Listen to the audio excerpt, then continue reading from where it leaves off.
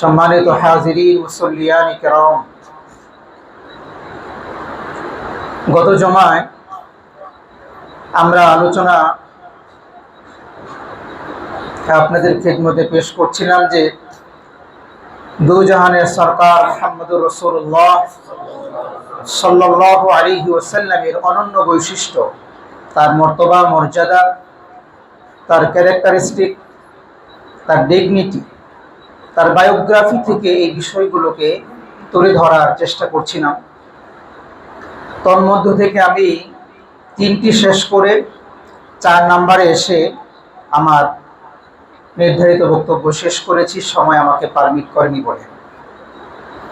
আজকের এই জমায় 4 নম্বরের সেই জায়গা থেকে আমরা আজকে আলোচনা করব ইনশাআল্লাহ। আশা করব আপনারা গভীর মনোযোগের সাথে কথাগুলোকে শ্রবণ করবেন, মনে রাখার চেষ্টা করবেন, সম্ভব হলে নোট করবেন। এতে সন্দেহাতীতভাবে আপনাদের উপকার হবে ইনশাআল্লাহ। সম্মানিত হাজিরিন, আমরা যে 4 নম্বর যে বৈশিষ্ট্যের কথা বলছিলাম সেটা হলো আমাদের নবীকে আল্লাহ রাব্বুল আলামিন খাতামুন নবিয়্যিন বানিয়েছেন। কি বানিয়েছেন বলেন? খুবই সূক্ষ্ম বিষয় এই খাতামুন নবিয়্যিন, এটা নিয়ে অনেক ঝামেলা আছে। এই বিষয়টা খুবই সূক্ষ্মাতিক বিষয়, এই জন্য খুব ভালোভাবে আমাদের বোঝা দরকার। এই বিষয়টা নিয়ে আমি আজকে দীর্ঘক্ষণ কথা বলার চেষ্টা করব। খাতামুন নবিয়্যিন মানে হলো শেষ নবী, শ্রেষ্ঠ নবী, সর্বশেষ নবী, যার মাধ্যমে নবুয়তের সিল মোহর লাগানো হয়েছে, যার মাধ্যমে নবুয়তের দরওয়াজাকে বন্ধ করে দেওয়া হয়েছে, যার মাধ্যমে এই ঘোষণা দেওয়া হয়েছে তারপরে পৃথিবীতে আর নবী হয়ে কেউ আসবে না। ঠিক কি ঠিক না ভাই? এর নাম হলো খাতামুন নবিয়্যিন। এই পৃথিবীতে আল্লাহ তাআলা যত নবী কিংবা রাসূলকে পাঠিয়েছেন, কোন নবী কিংবা রাসূলকে আল্লাহ তাআলা এই ডিগ্রি দেন নাই। যে ডিগ্রি আপনার আমার নবীর জন্য আল্লাহ তাআলা রেখে দিয়েছেন, যার নাম হলো খাতামুন নবিয়্যিন। সম্মানিত হাজিরিন, বিশ্বনবীকে কেউ যদি শেষ নবী না মানে, আপনারা কি মনে করেন তার ঈমান আছে? আমার নবীকে কেউ যদি শেষ নবী না মানে তাহলে তার কি ঈমান আছে? নাই। রাসূল করিম সাল্লাল্লাহু আলাইহি ওয়াসাল্লামের সময়কালেও এবং তারপরেও অনেক প্রতারক ভণ্ড নবীর দাবিদার এই পৃথিবীতে দাবি করে বসেছিল যে সে নবী। আমার নবীজির সময়কালের পরে এক ভণ্ড নবীর আবির্ভাব ছিল, যার নাম মুসাইলামাতুল কাজ্জাব। নাম কি বলুন? মুসাইলামাতুল কাজ্জাব। এই মুসাইলামা যখন নিজেকে ভণ্ড নবী বলে দাবি করা শুরু করলো, খুব মজার কথা, লোকেরা তখন তাকে বলল, মুসাইলামা তুমি যে নিজেকে নবী বলে দাবি করছো, আর মুহাম্মদ সাল্লাল্লাহু আলাইহি ওয়াসাল্লাম যে নবী বলে দাবি করছেন, এই দুইয়ের মাঝে তো আমরা বিস্তর তফাৎ দেখতে পাই। মুসাইলামা জিজ্ঞেস করলো, কি তফাৎ? বলে যে মুহাম্মদ সাল্লাল্লাহু আলাইহি ওয়াসাল্লামের কাছে ওহী আসে 24,000 বার। জিবরাইল আমিন আলাইহিস সালাতু ওয়াস সালাম আমার নবীজির কাছে ওহী নিয়ে এসেছেন। সুবহানাল্লাহ বললেন না? কয়বার? এটা একটা জানার বিষয় যে আমার নবীজির কাছে জিবরাইল আমিন কতবার ওহী নিয়ে এসেছিলেন, এটা জানার বিষয় না? জেনে নেন। 24,000 বার আমার নবীজির কাছে জিবরাইল আমিন আলাইহিস সালাতু ওয়াস সালাম ওহী নিয়ে। একটা মানুষের সাথে আরেকজন মানুষের ধরেন 24,000 বার যদি সাক্ষাৎ হয়, তার জীবদ্দশায় 63 বছর জীবনে 24,000 বার সাক্ষাৎ হলে এই মানুষটা বন্ধু হতে কি বাকি থাকে? বলেন, নিশ্চিত সেটা পরম বন্ধু হয়ে যায়। ঠিক কি ঠিক না? 24,000 বার বলেছি। এত সূরা নিয়ে, এত আয়াত নিয়ে জিবরিল আমিন মুহাম্মদ সাল্লাল্লাহু আলাইহি ওয়াসাল্লামের কাছে আসে, আর তুমি নবী বলে দাবি করছো। তোমার কাছে তো কোনো সূরা তো আসে না, তোমার কাছে ওহী তো আসে না, সূরা তো আসে না। মুসাইলামা কায়দা করে উত্তর দিল কি, আরে ভাই দেখো, আমি তো নতুন নবী হইছি, আমার কাছেও আসবে, সময় লাগবে। কি লাগবে? সময় লাগবে। এর মাঝ দিয়ে সে মোটামুটি ওহী অর্থাৎ কোরআনে কারীমকে সে বানানোর চেষ্টা করতেছে, কিভাবে একটা সূরা তৈরি করা যায়, তার যে অনুসারী তাদের কাছে কিভাবে ডেলিভারি দেওয়া যায় একটা সূরা, এজন্য সে চেষ্টাও করে যাচ্ছে। কিছুদিন পর তার লোকদেরকে ডেকে বলল, শোনো শোনো, আমার কাছে তো জিবরিল এসেছিল, আর আমার কাছে জিবরিল এসে একটা সূরাও নাজিল করে দিয়ে গেছে। নাউজুবিল্লাহ পড়বেন না? নাউজুবিল্লাহি মিন যালিক। লোকেরা তখন জানতে চাইলো, তাই নাকি, তোমার কাছে জিবরিল আসছিল আর তোমার কাছে সূরাও আসছে, তাহলে সেই সূরাটি কি, কি নাম তার? মুসাইলামা কায়দা করে সেই সূরার নাম বললো। অনেকগুলো সূরার কথা সে তাফসীরের কিতাবে আসছে, আমি একটা সূরার কথা বলবো। সে বলল যে আমার কাছে যে সূরাটা আসছে এই সূরাটার নাম হলো সূরা ফিল। এটা আবার কোরআনের ফিল নয়, তার কাছে নাজিল হওয়া ফিল। লোকেরা জানতে চাইলো, আমরা তো মুহাম্মদুর রাসূলুল্লাহ সাল্লাল্লাহু আলাইহি ওয়াসাল্লামের নাজিলকৃত সূরা ফিল শুনেছি, আলাম তারা কাইফা ফাআলা রাব্বুকা বিআসহাবিল ফিল, তো তোমার কাছে যে ফিল আসছে এটা আবার কেমন ফিল, একটু তেলাওয়াত করে শোনাও। তো লোকদের কাছে সে তেলাওয়াত করে শোনাচ্ছে, আল ফিল মাল ফিল ওমা আদরাকা মাল ফিল, মানে ফিলের ডেফিনেশন চলছে। আপনারা হাসাহাসি করছেন, অর্থটা বুঝলে আরেকটু হাসবেন। সে কি তেলাওয়াত করছে মানুষ, তারপরে বলছে লাহু জানাবুন ওয়াবিল ওয়া লাহু খুরতুবুন তাবিল। সে বলছে আল ফিল, হাতি, মাল ফিল, হাতি কি, অথবা হাতি নাই, ওমা আদরাকা মাল ফিল, আপনি কি জানেন হাতি কি, মানে হাতি নিয়ে সে গবেষণা চলছে। লাহু জানাবুন ওয়াবিল, এবার ব্যাখ্যা দিচ্ছে তার একটা লেজ আছে, ওয়ালাহু খুরতুবুন তাবিল, তার লম্বা সুরও আছে।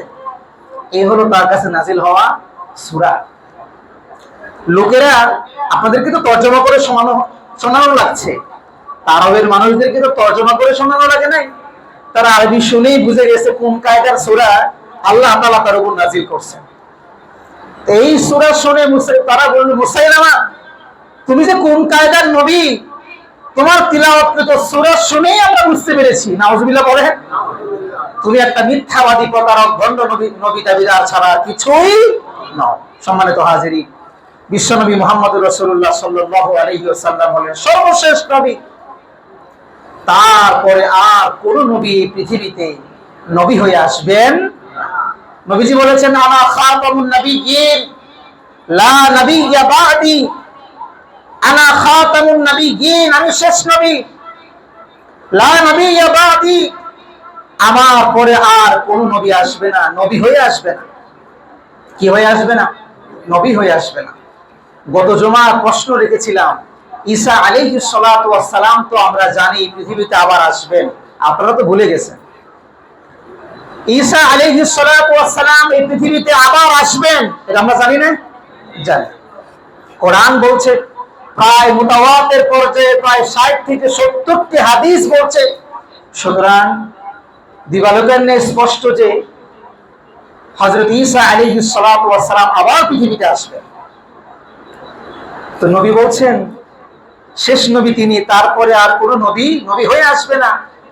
আমরা তো জানি নবীর হাদিসের মাধ্যমে আবার ঈসা নবী পৃথিবীতে আসবেন, তাহলে দুই হাদিসের মধ্যে কেমন যেন একটু বিরোধ মনে হয়, ঠিক কি ঠিক না? এক হাদিসে নবী বলছেন আসবেন, আরেক হাদিসে নবী বলবেন না আমি শেষ নবী, আমার পরে আর কোনো নবী আসবে না। এই হাদিসের বিরোধ নিরসনে মুহাদ্দিসিন কিরাম লম্বা আলোচনা করেছেন। আমি আপনারা যা বুঝবেন সেটা বলবো, কারণ মুহাদ্দিসদের পরিভাষায় এবং ফিকহি কিতাবের কথা বললে আপনারা শুধু ঘুমাবেন, বুঝতে পারবেন না। কারণ পিছনের কিতাবগুলো পড়া না থাকলে সেই ইলমি কথা আপনারা বুঝতে কষ্ট হবে। আপনাদেরকে বলতে হবে আপনাদের ভাষা, যেটা আপনারা সহজে বুঝতে পারেন। আমি চেষ্টা করব উদাহরণের মাধ্যমে আপনাদেরকে সেইভাবে বোঝানোর জন্য। আল্লাহ আমাকে ফাকাহাত দান করুন, পড়ি আমিন। সম্মানিত হাজিরিন, ঈসা আলাইহিস সালাতু ওয়াস সালাম এই পৃথিবীতে যে আবার আসবেন, এটা নবীজির হাদিসের মাধ্যমে জানা যায়। তিনি আসবেন কিন্তু নবুয়ত নিয়ে আসবেন না। কি নিয়ে আসবেন না বলেন? আজকে এখান থেকে আলোচনা বুঝে যেতে হবে, মুখস্থ করে যেতে হবে, কনসেপ্ট ক্লিয়ার করে যেতে হবে, যেন কোনো দ্বিধাদ্বন্দ্ব না থাকে।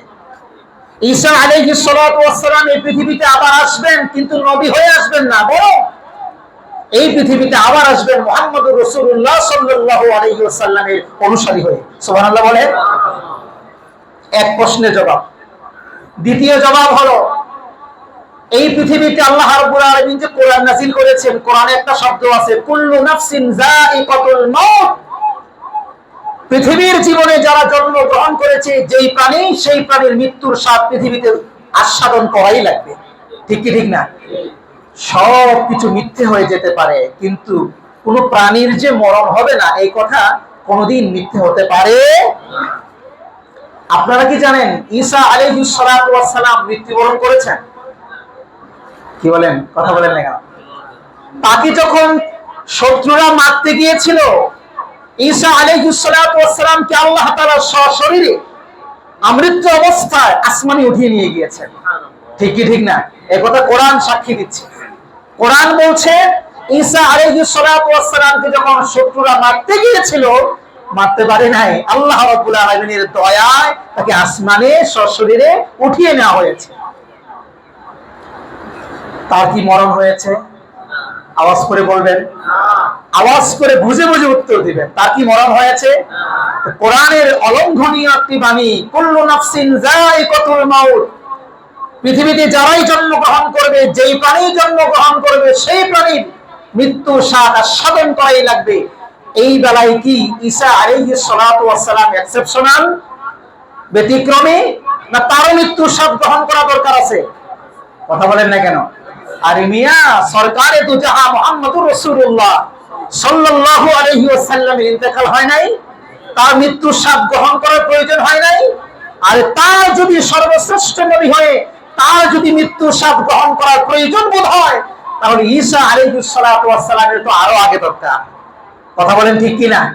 তিনি তো এই কাজটা সমাধা করেন নাই। পৃথিবীতে আল্লাহ তাআলা যে আবার পাঠাবেন, এটাও একটা কারণ। তার একটা কাজ দুনিয়াতে বাকি আছে, এই কাজটা সমাধা করার জন্য আসবেন। আওয়াজ করে বলেন তো এবার, তার যে কাজটা সমাধা করার দুনিয়াতে বাকি আছে, এই কাজটা কি? আওয়াজ করে বলেন, মৃত্যু। মৃত্যুর কাজ তার শেষ হয় নাই। তিনি আসমানেই থাকবেন। দুনিয়ার সবাই শেষ হয়ে গেল, আসমান জমিন শেষ হয়ে গেল, কিয়ামত হয়ে গেল, তাহলে কোরআনের আয়াতের কি হবে? যে আয়াত আল্লাহ বলছেন প্রত্যেক প্রাণীর মৃত্যুর স্বাদ আস্বাদন করা লাগবে, প্রাণীর মধ্যে কি উনি নাই? তারও তো মরার প্রয়োজন আছে, মৃত্যুর স্বাদ গ্রহণ করার দরকার আছে। ঈসা আলাইহিস সালাতু ওয়াস সালাম যত কারণে আসবেন, এটা একটা কারণ। তৃতীয় কারণ, ঈসা আলাইহিস সালাতু ওয়াস সালাম, তার অনুসারীরা ঈসা আলাইহিস সালাতু ওয়াস সালামকে খোদা বলে দাবি করেছিল। কি দাবি করেছিল বলেন?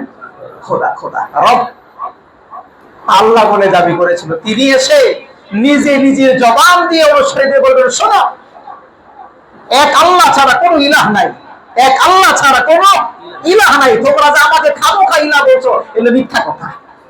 কি কথা? তা অনুসারীদেরকে বলতে আসবে। তাহলে কয়টা কারণে ঈসা আলাইহিস সালাতু ওয়াস সালাম পৃথিবীতে আসবেন? আমি বললাম তিনটা কারণ, আরো কারণ থাকতে পারে, আরো কারণ থাকতে পারে। এবার আসেন, কেন আসবেন আর আসবেন বা কেন? আসলে পরে আমার নবী সাল্লাল্লাহু আলাইহি ওয়াসাল্লামের শেষ নবুয়তি শেষ হয় না কেমন করে? এটা একটু উদাহরণ দিয়ে বুঝাই। ধরেন, উদাহরণের জন্য বলছি, বোঝানোর জন্য। আমাদের মসজিদের যিনি সভাপতি, তার এমন একটি রোগ হয়েছে, আল্লাহ মাফ করুন, তার রোগ না হোক, কথার কথা উদাহরণ হিসেবে বলছি। তার একটি রোগ হয়েছে, রোগ হওয়ার পরে, ভালো মতো বুঝবেন উদাহরণটি, মিরপুরের একজন ডাক্তার ট্রিটমেন্ট করেছে। ট্রিটমেন্ট করার পরে কিছুদিন রোগটা সেরে গেছে, আবার এই রোগ আগের মতোই আবার শরীরে উপস্থিত। তার লোকেরা চিন্তা করলো যে মিরপুরে ডাক্তার দিয়ে কাজ হচ্ছে না, এবার একটু পিজির দিকে নিয়ে যাই। পিজির দিকে নিয়ে গেল। পিজির ডাক্তার ট্রিটমেন্ট করার পরে কিছুদিন আবার ভালো ছিলেন, আবার কিছুদিন পরে আবার সেই রোগ উপস্থিত। তার লোকেরা দেখলো যে না, পিজির ডাক্তার দিয়েও কি হচ্ছে না, পুরাপুরি ভাবে কাজ হচ্ছে না। এরপরে একেবারে ভালো ডাক্তার যারা আছে, একজন ভালো ডাক্তার, খুব নামি দামি সুনাম ধন্য একজন ডাক্তারের পরামর্শ নিয়ে তার ট্রিটমেন্ট করা হয়েছে। তো ট্রিটমেন্ট করার পরে দেখা গেল সবগুলো ডাক্তার কিন্তু এমবিবিএস পাস করা ডাক্তার। কথা বুঝতে পেরেছেন? সব ডাক্তারগুলোই এমবিবিএস, এফসিবিএস, এফআরসিবিএস এগুলো পাস করা ডাক্তার।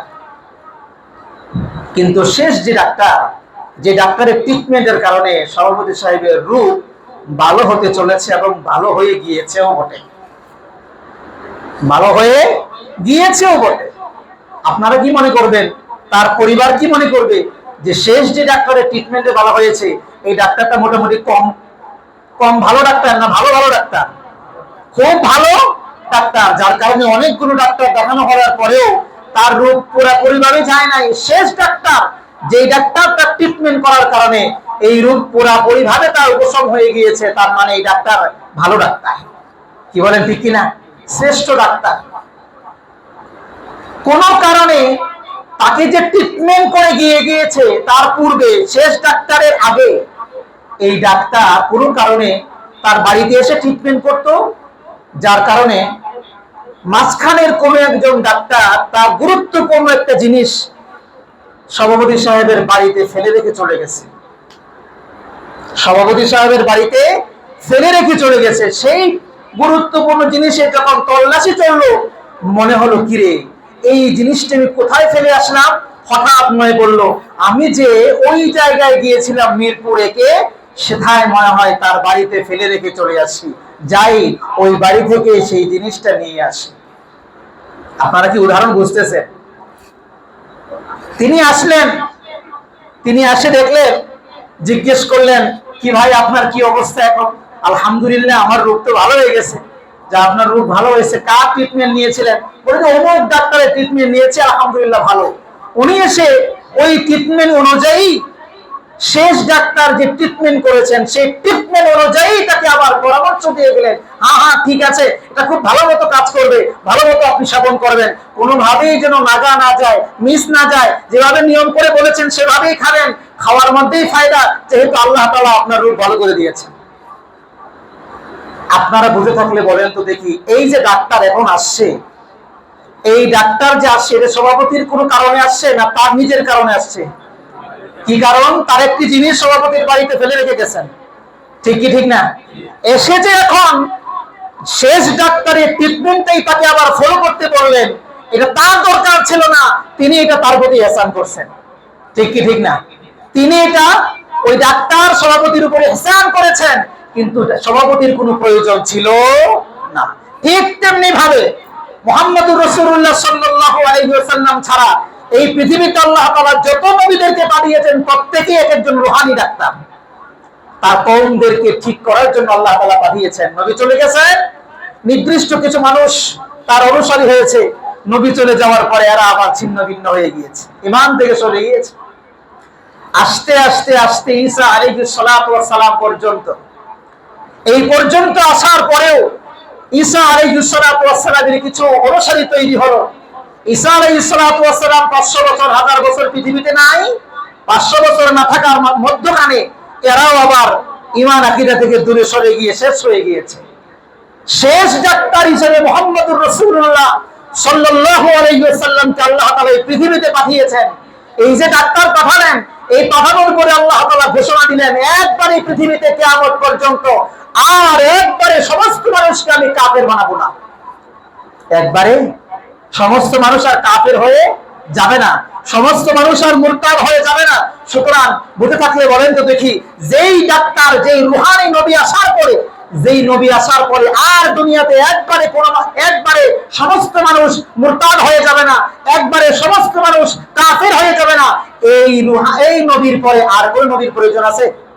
আওয়াজ করে বলে, আর কোন নবীর প্রয়োজন নেই। হ্যাঁ হ্যাঁ, ঈসা আলাইহিস সালাতু ওয়াস সালাম কেন আসবেন? ওই যে ডাক্তার তার প্রয়োজনে সভাপতির বাড়িতে এসেছিল। ঈসা আলাইহিস সালাতু ওয়াস সালাম কেন আসবেন? আসবেন তার প্রয়োজনে। এই দুনিয়াতে একটা কাজ তার সমাধা করার বাকি আছে, এটা হলো মরণের কাজ। কি কাজ? মরণের কাজ। এই মরণের কাজ সমাধা করার জন্য দুনিয়ায় আসবেন সভাপতির কাছে। সেই ডাক্তার এসে শেষ ডাক্তারের ট্রিটমেন্টটাই আবার বুঝাইয়া দিয়ে গেলেন। ঈসা আলাইহিস সালাতু ওয়াস সালাম এই দুনিয়াতে আসে তার নবুয়তি প্রচার না করে মুহাম্মদুর রাসূলুল্লাহ সাল্লাল্লাহু আলাইহি ওয়াসাল্লামের নবুয়তির কথাই আবার দুনিয়ার মানুষকে জানাইয়া দিয়া আমাদের উপরে ইহসান করবেন, আমাদের প্রয়োজন ছিল না। কথা বলছেন না কেন? আপনারা বুঝেন না এই কথাটা? মুহাম্মদুর রাসূলুল্লাহ সাল্লাল্লাহু আলাইহি ওয়াসাল্লাম তিনি আসার পরে এই পৃথিবীতে আর কোনো ডাক্তারের প্রয়োজন নাই, আর কোনো নবীর প্রয়োজন নাই। ঈসা আলাইহিস সালাতু ওয়াস সালাম যে আসলেন, নিজের প্রয়োজনে আসলেন, আমাদেরকে যে আবার ট্রিটমেন্ট করলেন, এই ট্রিটমেন্ট কি তার নবুয়তের ট্রিটমেন্ট না মুহাম্মদুর রাসূলুল্লাহ শরীয়তের ট্রিটমেন্ট? মুহাম্মদুর রাসূলুল্লাহ শরীয়তের ট্রিটমেন্ট যদি হয়, এই ট্রিটমেন্টের আমাদের প্রয়োজন ছিল না, তিনি করছেন, আমাদের উপরে ইহসান করছেন। কথা বলেন ঠিক কিনা? সম্মানিত হাজিরিন, এই কারণগুলোতে ঈসা আলাইহিস সালাতু ওয়াস সালাম আবার আসবেন, কিন্তু নবী হয়ে, আওয়াজ করে বলেন, নবী হয়ে আসবে নয়। এটা বুঝতে হবে। কথা প্রসঙ্গে আরেকটি কথা আপনাদের বলে রাখি, যেটা আপনাদের জানা দরকার। সরল মনা মুসলমানদেরকে ধোঁকা দিয়ে ধোঁকা মারি আমাদের দেশের মিশনারি গুলো কাজ করে যাচ্ছে। তাদের মধ্যে খ্রিস্টান মিশনারি একটি অন্যতম, যারা মুসলমানদেরকে ধোঁকা দিয়ে ধোঁকা বানিয়ে সরল মনা মুসলমানদেরকে টাকার প্রলোভন দিয়ে, নানান প্রলোভন দিয়ে খ্রিস্টান বানাচ্ছে। এই সংবাদ কি আপনারা পান নাই? বিভিন্ন জায়গায় হচ্ছে। অনেকে প্রশ্ন করবে আপনাদেরকে, সে প্রশ্নের জবাব দিচ্ছি। অনেকে প্রশ্ন করবে, হুজুর ইসলাম ধর্মের নবীর প্রচার যদি করা যায়, দাওয়াত যদি দেওয়া যায়, তাহলে খ্রিস্টান ধর্মের নবীর দাওয়াত কেন দেওয়া যাবে না? একই তো কাজ। আল্লাহ তো বলছেন লাকুম দীনুকুম ওয়ালিয়া দীন। কথা বলছেন না কেন? যার যার ধর্ম সে পালন করবে, তাহলে এখানে নিষেধ করছেন কেন? বাধাটা কোথায়? এই বাধাটা উত্তরটা আপনাদের দিচ্ছি, খুব ভালো করে মনে রাখবেন। এর আগে মনে রাখুন আমার পূর্বের আলোচনা, মুহাম্মদুর রাসূলুল্লাহ সাল্লাল্লাহু আলাইহি ওয়াসাল্লাম ছাড়া সমস্ত নবীদেরকে আল্লাহ তাআলা তিনটা ক্রাইটেরিয়ায় নবী করে পাঠিয়েছেন, নির্দিষ্ট সময় দিয়ে। কি দিয়ে বলেন? আওয়াজ করে বলেন। নির্দিষ্ট সময় দিয়ে নবী করে পাঠিয়েছেন, এবং নির্দিষ্ট অঞ্চলের জন্য নবী করে পাঠিয়েছেন, এবং নির্ধারিত জাতির জন্য নবী করে পাঠিয়েছেন। এই কথা কি বুঝেন আপনারা? বুঝতে পেরেছেন? এবার আসেন মুহাম্মদুর রাসূলুল্লাহর বেলায়। আল্লাহ তাআলা আপনার আমার নবীকে নির্ধারিত সময়ের জন্য নবী বানান নাই, কিয়ামত পর্যন্ত। কথা বলেন না কেন? যদি বুঝেন না আমার কথা, কথা বলতে হবে তো। কিয়ামত পর্যন্ত সমস্ত মানুষের জন্য, জিন জাতি মানব জাতি সবার জন্যই নবী যিনি, তিনি কে? মুহাম্মদুর রাসূলুল্লাহ। নির্দিষ্ট অঞ্চলের জন্য বানান নাই, তাবৎ জাহানের জন্য বানিয়েছেন। ঠিক কিনা? শুধুমাত্র নির্ধারিত জাতির জন্য বানান নাই, আরব জাতির জন্যই বানান নাই, বরং জাতি ধর্ম বর্ণ নির্বিশেষে সমস্ত জাতি গোষ্ঠীর জন্যই নবী তিনি হলেন মুহাম্মদুর রাসূলুল্লাহ সাল্লাল্লাহু আলাইহি ওয়াসাল্লাম। খ্রিস্টান মিশনারিরা দাওয়াত দিতে পারবে না, যত কারণ, অন্যতম এই তিন কারণ। কারণ ঈসা আলাইহিস সালাতু ওয়াস সালামের নবুয়তের নির্ধারিত টাইম ছিল, টাইম শেষ হয়ে গেছে আরো 2000 বছর আগে। কথা বলছেন না কেন? টাইম শেষ হয়ে গিয়েছে আরো 2000 বছর আগে, কম করে হলেও 1500 বছর আগে। আমার নবীর নবুয়ত যখন থেকে শুরু, পূর্বের নবীর নবুয়ত তখন থেকে খালাস, শেষ। ঠিক না? এক নাম্বার। দুই নাম্বার হলো ঈসা আলাইহিস সালাতু ওয়াস সালামকে আল্লাহ তাআলা নির্ধারিত অঞ্চলের জন্য নবী করে পাঠিয়েছেন, বনি ইসরাঈলদের জন্য, ফিলিস্তিনের একটা অংশের জন্য। ফিলিস্তিনের একটা অংশের জন্য আল্লাহ তাআলা নবী করে পাঠিয়েছিলেন। সুতরাং বাংলাদেশ কি ফিলিস্তিন নাকি? হ্যাঁ, ফিলিস্তিন ছাড়া পৃথিবীর যেখানে আপনি যাবেন, কোন জায়গার নাম ফিলিস্তিন? তাহলে ফিলিস্তিন নির্দিষ্ট এলাকা, একটা এলাকা, ঠিক না? তাহলে দাওয়াত দিতে হলে নির্দিষ্ট এলাকায় দাওয়াত দেওয়া লাগবে, কারণ ওই নবী ওই অঞ্চলের জন্যই নবী হয়ে আসছিলেন। ঠিক কি ঠিক না? তিন নাম্বার হলো ঈসা আলাইহিস সালাতু ওয়াস সালাম নির্ধারিত একটা জাতিগোষ্ঠীর জন্য নবী হয়ে আসছিলেন। তারা কারা? বনি ইসরাঈল। কোরআন বলছে ইয়া বনি ইসরাঈল, ঈসা আলাইহিস সালাতু ওয়াস সালাম ডাক দিয়ে বলছেন ইয়া বনি ইসরাঈল ইন্নী রাসূলুল্লাহি ইলাইকুম, নিশ্চয় আমি তোমাদের জন্য নবী হয়ে এসেছি, তোমাদের জন্যই আমাকে নবী করা হয়েছে। তাহলে ঈসা আলাইহিস সালাতু ওয়াস সালামকে নবী করা হয়েছে নির্ধারিত জাতির জন্য, সেই জাতির নাম বনি ইসরাঈল। নির্দিষ্ট এলাকার জন্য, সেই এলাকার নাম ফিলিস্তিন। নির্দিষ্ট সময়ের জন্য, সেই সময় 1500 বছর আগেই ডিলেট, টাইম আউট। সুতরাং এখন যদি কেউ খ্রিস্টান মিশনারির নামে দাওয়াত দেয়, তাহলে এই দাওয়াত এখন বর্তমান সময়ে কার্যকরী হবে বলেন? কেন হবে না? সময় শেষ, টার্ম নাই, টার্ম শেষ। একটা সংক্ষেপ যদি আপনাদেরকে বুঝাই, ধরেন এই এলাকায় একজন চেয়ারম্যান সাহেব, কথার কথা রানিং চেয়ারম্যান, তার আগে 3 টার্ম আগে আরেকজন চেয়ারম্যান সাহেব ছিল। চেয়ারম্যান সাহেবের নির্দিষ্ট একটা অফিস আছে না ভাই? কথা বলছেন না কেন? আমি সম্প্রতি কারণ নিয়ে বোঝাচ্ছি। চেয়ারম্যান সাহেবের নির্দিষ্ট একটা অফিস আছে, তিনি রানিং চেয়ারম্যান। 3 টার্ম আগে যে চেয়ারম্যান ছিল, ওই টার্ম আবার এই এলাকার না, ধরেন মিরপুর 2 এর, কথার কথা মিরপুর 2 এর কোন 3 টার্ম আগের চেয়ারম্যান যদি মিরপুর 1 এ বর্তমান টার্মের চেয়ারম্যানের পাশাপাশি একটা অফিস করে আর বলে আমরা চেয়ারম্যানের অফিস করছি। কিসের অফিস করছি? চেয়ারম্যানের অফিস করছি। তো বর্তমান চেয়ারম্যানের লোকেরা বলবে না তোমরা কারা? বলবে কি বলবে না? তোমরা কারা? বলবে যে আমরা চেয়ারম্যানের লোক। আবার তোমরা আবার কোন চেয়ারম্যানের লোক? আমরা আসলে চেয়ারম্যানের লোক, রানিং চেয়ারম্যানের লোক আমরা। ঠিক কি ঠিক না? এখন এই যে মিরপুর 2 থেকে এসে 3 টার্ম আগের চেয়ারম্যান এখানে চেয়ারম্যানের জন্য বর্তমান রানিং চেয়ারম্যানের পাশাপাশি অফিস করে বসলো, এটা কি আপনারা দিবেন? আওয়াজ করে বলেন, দিবেন? কেন দিবেন না? যতগুলো কারণ। এক কারণ, তোমার চেয়ারম্যানই তো মিরপুর 2 এ থাকার কথা, মিরপুর 1 এ কেন? কথা বলছেন না কেন? তোমার চেয়ারম্যানই মিরপুর 2 এ থাকার কথা, মিরপুর 1 এ কেন? 1 2 নাম্বার হলো তোমার টার্ম শেষ হয়ে গেছে 3 বছর, 3 টার্ম আগেই তোমার টার্ম শেষ, এখন কোত্থেকে আসলা তুমি? কথা বলছেন না কেন? এটা যেমন বুঝেন ওইটাও বুঝেন একটু।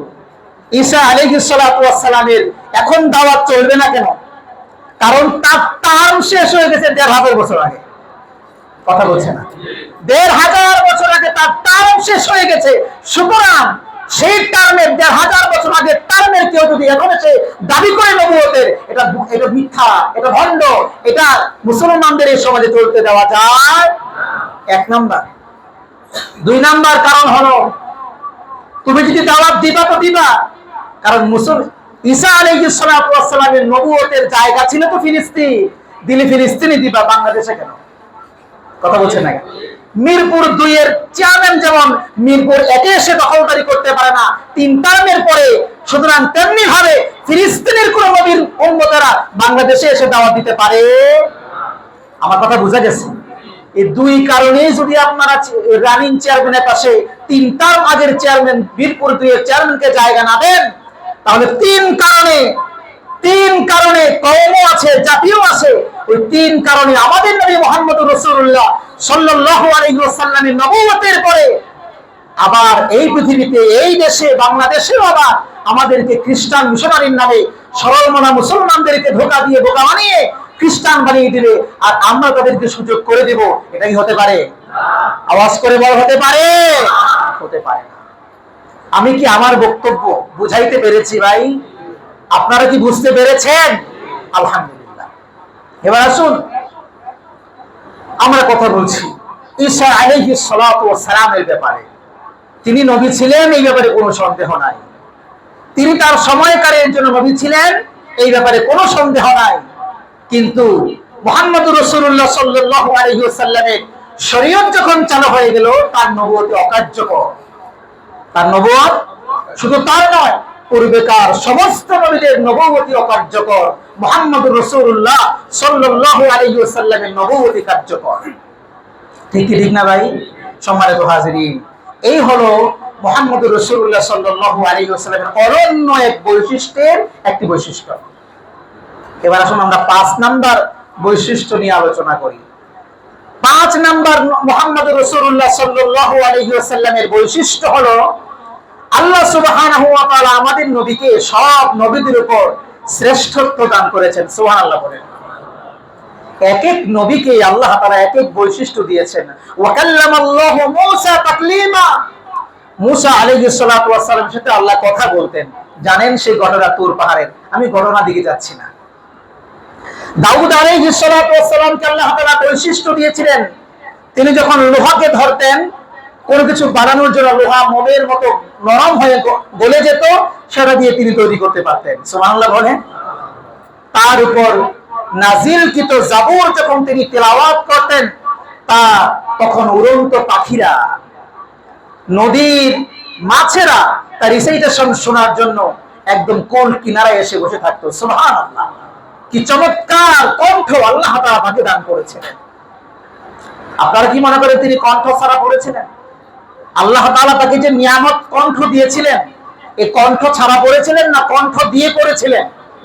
আজকে অনেকে বলতে শুনবে যে কণ্ঠ দিয়ে বললে নাকি গোনাহ হয়, কণ্ঠ দিয়ে বললে নাকি ঠিক না, এগুলো বাড়াবাড়ি। আবার অনেকে বলে যে কণ্ঠ দিয়ে বললে এগুলো অহংকার হয়, রিয়া হয়। না না না, বরং ইজহারে নিয়ামত, আল্লাহ আপনাকে যে নিয়ামত দিয়েছেন এই নিয়ামত প্রকাশ করা, এটা হয় একটা শুকরিয়া। কথা বলেন ঠিক কিনা? আল্লাহ আপনাকে যে নিয়ামত দিয়েছেন এই নিয়ামত আপনি প্রকাশ করবেন, ইজহারে নিয়ামত বলে এটাকে। আল্লাহ তাআলা আমাদেরকে সহি বুঝদান করেন, পড়ি আমিন। ঈসা আলাইহিস সালাতু ওয়াস সালামকে আল্লাহ তাআলা যে বৈশিষ্ট্য দিয়েছিলেন এর মধ্যে একটা অন্যতম বৈশিষ্ট্য ছিল তিনি অন্ধ লোকের চোখে হাত বুলালে তাকে যিনি ভালো করে দিতেন তিনি কে?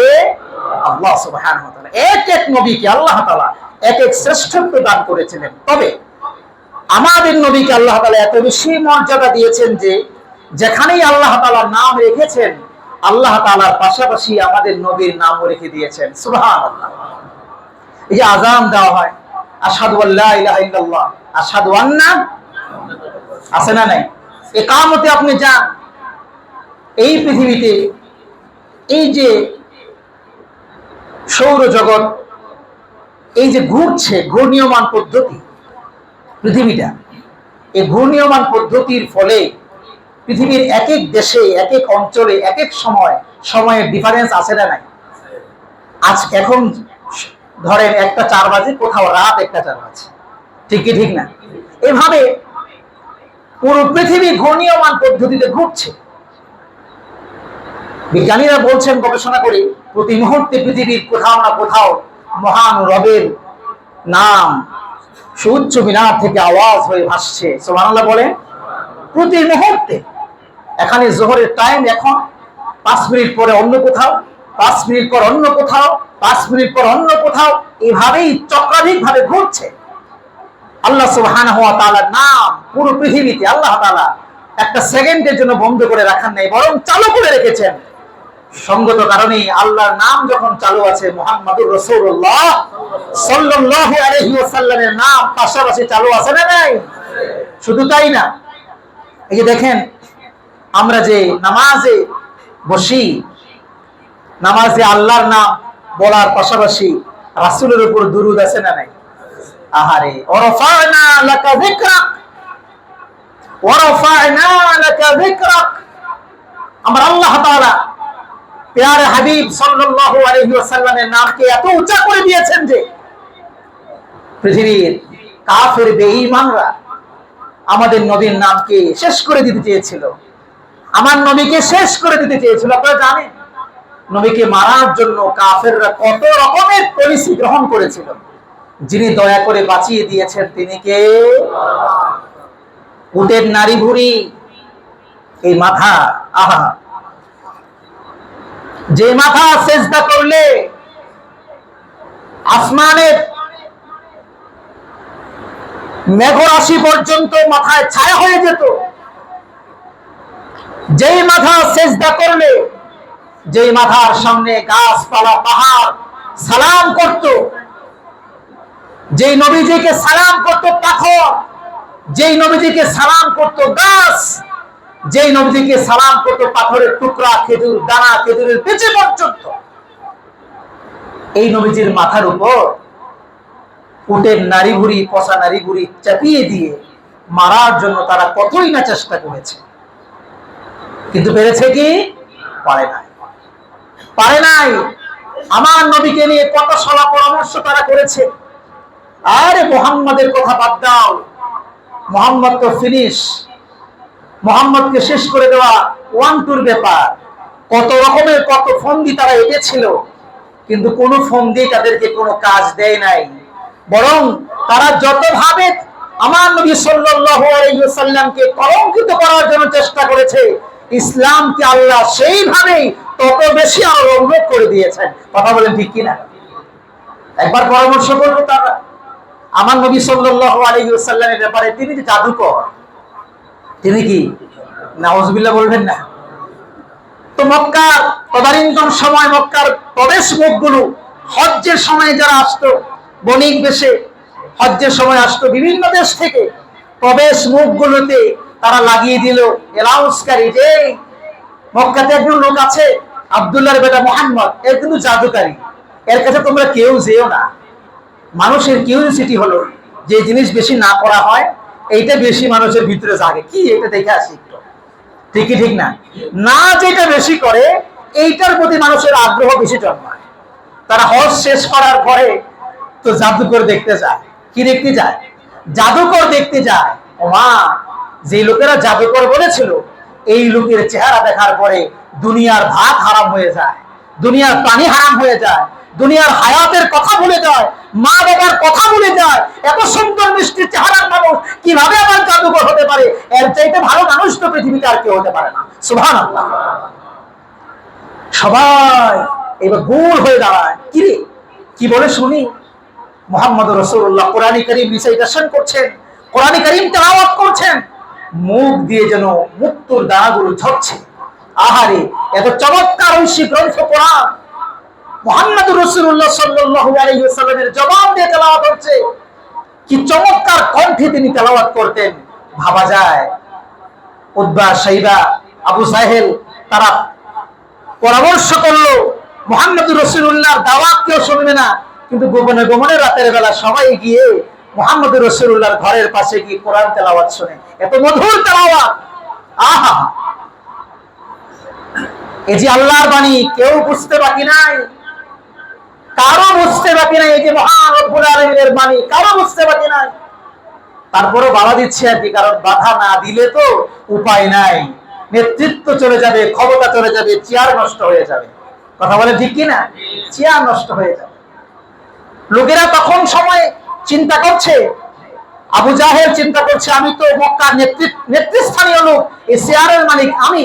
এখন যদি মুহাম্মদ রাসূলুল্লাহ যে কাজগুলো করছে তার এই কাজ কর্মগুলো দেখে যদি মানুষ তার প্রতি আকৃষ্ট হয়ে যায়, যেই হারে আকৃষ্ট হচ্ছে জ্যামিতিক হারে, তো কিছুদিন পরে তো এই চেয়ারের মালিক আমি থাকবো না, এই চেয়ারের লোকেরা পারে বসাইয়া দিবে। সুতরাং যে কোনো ভাবে তাকে বাধা দাও। জাদুকর বলে বাধা দিতে লাগলো। লোকেরা হজ থেকে আসার পরে, হজ শেষ করার পরে জাদুকর দেখতে যায়, আর জাদুকর দেখতে গিয়ে দলে দলে মুসলমান হয়ে তারা বাড়ি ফিরে যায়। সুবহানাল্লাহ।